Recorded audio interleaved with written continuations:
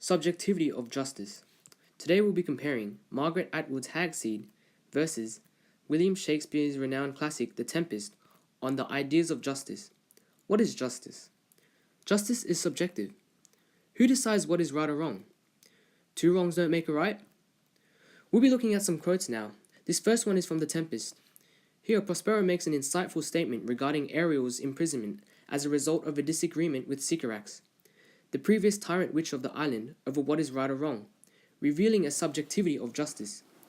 Is there justification for enslaving Ariel again after freeing it? This is the I just did you a favor, now pay me back with another, and the cost for Ariel is to now serve a new master. Prospero reminds Ariel of the torture he freed it from, and utilizes that, forcing Ariel into servitude. However, some may view this as inhumane, regardless of Prospero's good deed to free Ariel.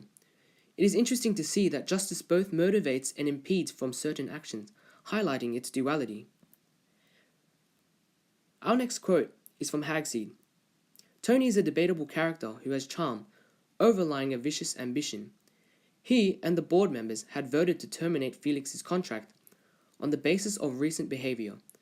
So outside, it would seem that Tony's actions are justified regardless of his true intentions to move up the corporate ladder.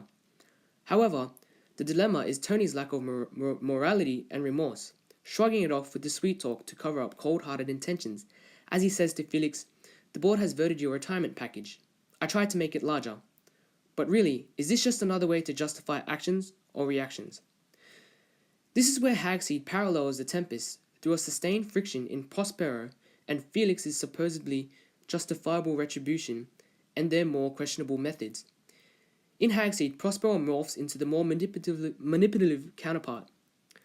Felix, who ambiguously blackmails Tony, says that's not fair, to which Felix answers, let's call it balancing the scales. Yet we know that he is not that harmless. Felix's actions are Atwood's clever extensions of the twisted justice first enacted in The Tempest. And through this, we appreciate themes expanded in Hag-Seed to show how an innocent desire for justice may result in unjust methods used. Hag-Seed sheds light on injustices and justices found in The Tempest. We see through Ariel, justice is highly subjective when you consider from the perspective of the giver or the recipient. By scrutinizing Tony, we observe a lack of justice may set off a vicious cycle of retribution.